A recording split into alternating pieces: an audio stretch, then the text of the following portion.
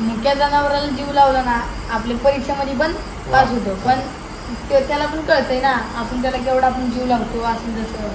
परत माझ्या एक आयुष्यातलं एक नामांकित मैदान म्हणजे 32 शिराळ. तेव्हा सरदारान बलमा होता. कडनी पण गट काढला. बलमा तेव्हा पब्लिक नव्हता तेव्हा बी कडनी गट काढला. सेमी पण बलमा कडनीच काढला. फायनल पण बलमानी कडनी काढला तेव्हा महिन्याला आणि 1 नंबर झाला. सुनील मोरे पेडगाव म्हणत होते की बलमा की बकासूर. मग बलमानी तेव्हा पण सकाळी 1 नंबर केला. आणि तेव्हा मग मी शाळेत खुश होऊन गेलो. तेव्हा मी माझ्या मित्राला सांगितलं की बलमाने 1 नंबर केला. त्या दिवशी मिरवणूक काढली नाही. आम्हाला वाटत नाही का सगळं नापास होईल.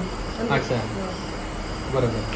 म्हणजे विश्वास आहे आपल्याला की आपली गाडी गटामध्ये तरी येणार.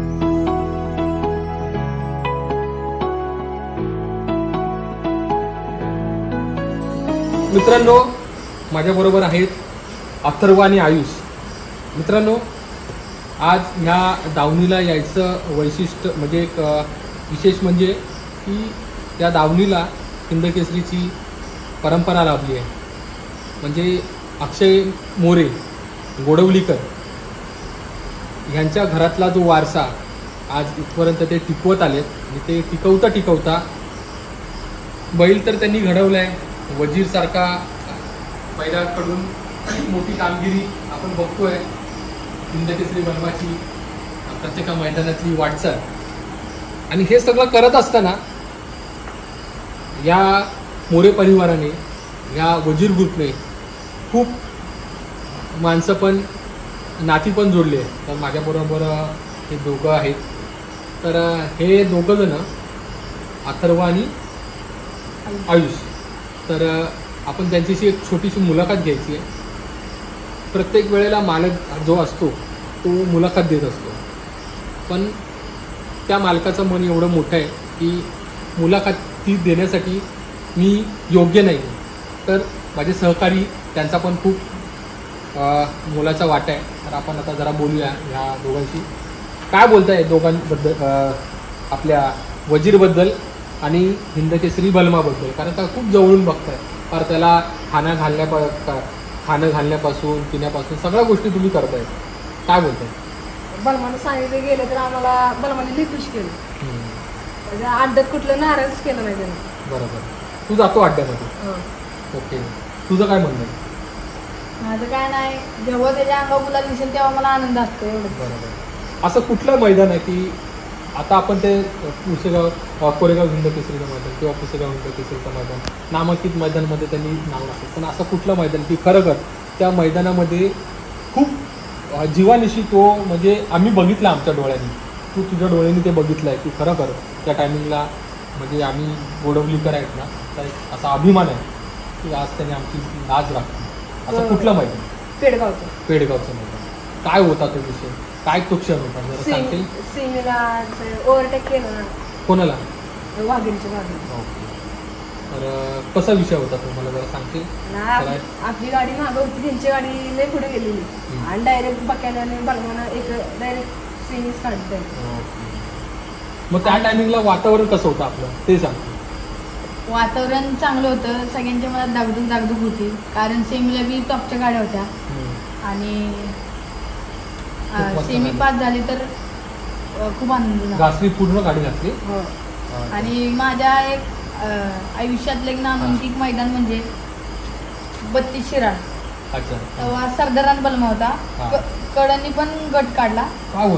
बलमा तेव्हा पब्लिक नव्हता तेव्हा बी कडनी गट काढला. सेमी पण बलमा कडनीच काढला. फायनल पण बलमानी कडनी काढला तेव्हा महिन्याला आणि 1 नंबर झाला. आणि तेव्हा बैलाला नाव पडलं की पब्लिकच्या गीता. ओके. का रे? कारण का आपण बघतोय बलमा आपल्याला कधी 2 नंबर फाटीमध्ये दिसतोय तर कधी कडाला पण दिसतोय तर कधी मध्ये पण दिसतोय. पण शेवटी बलमाचं काम करतो. काय बोलतोय त्याबद्दल? नाही तो सुटल्या जरा वेग कमी घेतो आणि नंतर मधोमध आल्यावर जर गाडी पुढे जाऊन देतो तेव्हा मग जोरात वेग घेतो की एक रेस्ट इकडपर्यंत. आपल्याला जबाबदारी दिली आपल्याला ते करायचं आहे की बाबा बलमाला पाहुणी इथे घेऊन जायचं आहे, फिरायला घेऊन जायचं आहे, त्याला चारा घालायचा आहे. काय दिवस असतो तो दिवस म्हणजे आम्ही लवकर येतो उद्या सकाळ आईला सांगून येतो. आईला माहितीच असतं की गोट्यावर इथे जाणार आहे. मग आई कामाला जाते, मग आम्ही येतो इथं. मग जेव्हा मग बैल सकाळी दाजींनी वरच बांधलेला असतो सगळे 8ला. जेव्हा आम्ही 10ला येतो, 10ला येऊन मग गोटा बिटा पहिला धुतो आम्ही, परत गोटा धुतो पहिला. अच्छा. परत नंतर पाणी बिणी हौदातलं भरतो, परत बैलावर पाणी पण बांधतो. बांधले की त्यांना खुट्टी असते मक्याची, मका वाडं वाळकी कुठे असते, पेंडी. परत वाळकी पेंडी कधी कधी असते, कधी कधी वाडं. मग आम्ही ते वर नेऊन टाकतो, मग ते हात बसतात. मग आम्ही दगडून खाली येऊन टीव्ही बघतो. मला एक गोष्ट सांगा, आपण हे सगळं करतो कारण का ही आपली दावण आहे, आपलं घर आहे. परीक्षेचे दिवस चालू आहेत आणि बैलमाची पण त्या टायमिंगला मैदान आहे. म्हणजे थोडा अभ्यास करायचा, थोडं मैदान बघायचं. मैदान तर तुम्ही ऑनलाईनच बघत असाल जेव्हा बैल जातो तेव्हा. कधी असा विषय असतो की आपलं परीक्षा पण आहे आणि आपल्याला बलमा पण त्या दिवशी पळतोय, असं काय असतं? मुक्या जनावराला जीव लावला ना आपल्या परीक्षेमध्ये पण पास होतो. पण त्याला पण कळतंय ना आपण त्याला केवढा आपण जीव लावतो असं तसं.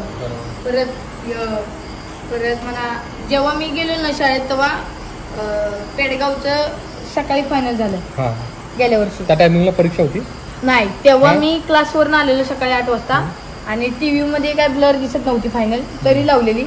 आणि तेव्हा मी केली आणि सुनील मोरे पेडगाव म्हणत होते की बलमा की बकासूर. मग बलमाने तेव्हा पण सकाळी 1 नंबर केला. आणि तेव्हा मग मी शाळेत खुश होऊन गेलो. तेव्हा मी माझ्या मित्राला सांगितलं की बलमाने 1 नंबर केला. त्या दिवशी मिरवणूक काढली नाही. शेठ म्हणले की लवकर मिरवणूक काढायची ना की जवळ बेंदूर आलाय. बेंदूरला आमच्यात आता मी बेंद्राचे पण प्रश्न विचारतो तुम्हाला. बेंद्राच्या दिवशी घरामध्ये काय वातावरण असतं आणि खास करून गोट्यामध्ये तो दिवस कसा असतो? कारण का सातारा म्हटलं तर पहिलं नाव येतं बलमा आणि अख्ख्या साताऱ्यामध्ये एक विषय असतो की बलमाची जी बेंदूर असतो ते बघायला लोक भरपूर गावातून येतात बलमाचा बेंदूर बघण्यासाठी. मी म्हणजे सकाळी उठतो लवकर, आंघोळ बिंघोळ करतो. माझी आई म्हणते की आईला माहितीच असतं की म्हणजे संध्याकाळीच सांगते की बेंदूर येऊ द्या असं तसं. मग लवकर उठतो, मग सकाळी लवकर उठून बैल आणतो घर देवाला पूजायला. मग नंतर ना मग आई सांगते की तू आता बैला रंगवायला जाणार असेल तसं. मग म्हणजे अशी खराब झालेली कपडे घालतो. नंतर ना मला खराब झालेले कपडे घालतो. मग इथे येऊन बैल रंगवतो. पोरांबरोबर गाडीवर कासरे आणायला जातो. मुरकी म्हणा, येसन म्हणा, परत त्याच्या पायात गळ्यात घुंगरू म्हणा. म्हणजे त्याला चांगलं सजवता तुम्ही. हा चांगलं. मग मला एक गोष्ट सांगा, आता हे तर झालं पण खरोखर त्या महादेवाच्या नंदीने त्या बैलाने आपलं खरोखर म्हणजे त्या टायमिंगला असा एक दिवस असतो की खरोखर की आज आपलं पळतं उद्या पळणार नाही. असे दिवस आपल्याला कधी कधी म्हणजे आज गाडी गटाला लागली तर उद्या गटाला पण नाही लागणार. असे कधी दिवस तुम्ही आठवले? नाही, असं नाही कधी आठवत. ते आम्हाला वाटतच नाही काय असं नापास होईल. अच्छा, बरोबर. म्हणजे एक विश्वास आहे आपल्याला की आपली गाडी गटामध्ये तरी येणार, कुठला पण बैल असू दे. येस, बरोबर. अजून मला एक गोष्ट सांगा की असे कुठले अशा गोष्टी आहेत की आत्तापर्यंत बलमाली आपल्याला नाराज नाही केला? आता गट तर तो करतोय किंवा कुठल्याही गोष्ट करतोय, पण एक आहे त्यांनी सेमी काढू द्या किंवा गट काढू द्या किंवा फायनल घेऊन द्या, पण आपल्याला कधीच नाराज नाही केला. असे कुठले दिवस तुम्हाला आठवतात का? त्यांनी कधीच नाराज केला नाही. म्हणजे आम्हाला कुठल्याच मैदानात नाराज केला नाही. काय वातावरण असतं इकडचं? सगळे बसलेले असतात त्या टायमिंगला. कोण रतीब काढतंय, कोण बाकीची कामं करतोय, कोण पेंडीज काढतोय किंवा कोण असं शेण काढतोय. काय असतं वातावरण इकडचं? म्हणजे काय वातावरण चांगलं असतं. जेव्हा बैल पळून येतो तेव्हा सगळे म्हणजे गाडीतली बादली म्हणा, आपण पाणी म्हणा सगळं घेऊन येतो. परत नेट म्हणा, परत लाकडं म्हणजे ते बांधायला घेऊन येतो. मग खाली मग तेव्हा मग आल्या गाडीतनं बैल पाणी पाजतो. मग इथं येऊन म्हणजे आम्ही कुट्टी केलेली असती, मग कुट्टी आम्ही भरून देतो तेव्हा बैलाला टाकतो. मग आम्ही तेव्हा घरी येतो. तर मित्रांनो, प्रश्न तर काही संपणार नाही, पण जाता जाता एक गोष्ट कळाली की जसा मालक त्या बैलावर प्रेम करतो तसं नाद जो आपण शब्द वापरतो हा नाद जरी मोठ्या व्यक्तींना असला ना तरी ह्या लहान मुलांना आहे. आणि हा नाद कसा जोपासला जातो या माध्यमातून, या प्रश्नाच्या मी जे केलेले प्रश्न आहेत त्याच्यातून तुम्ही ऐकलं असेल. आणि हिंद केसरी बलमाचं म्हणायला झालं तर खूप प्रत्येक सातारकरांना एक आस लागलेली असते आणि आज तो पूर्णत्वाला तो घेऊन जातो, अर्थातच हिंद केसरी बलमा. आणि ह्या हिंद केसरी बलमाला त्याच्याबद्दल बोलणं तेवढं कमीच आहे. पण एक आहे, मुलं लहान आहेत, तेवढं मन आहे. पण एक आहे, भरपूर काही त्यांच्या तोंडातून ह्या गोष्टी त्यांनी सांगितल्या आहेत. आपला प्रपंच, आपलं घरदार, आई बाबा, आपला अभ्यास सांभाळून या सगळ्या गोष्टी करतात. हे या बैलगाड्याचं वैशिष्ट्य आहे. आणि मित्रांनो, दोघांना पण मी शुभेच्छा देतो. तुम्ही तुमच्या आयुष्यामध्ये अभ्यास करून हा नाद जोपासा.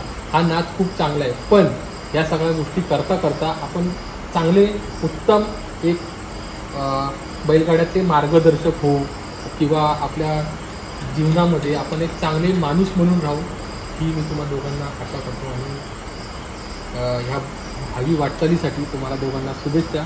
आणि आपल्या हिंद केसरी बलमाला आणि या वजीर ग्रुपला मी शुभेच्छा देतो. धन्यवाद.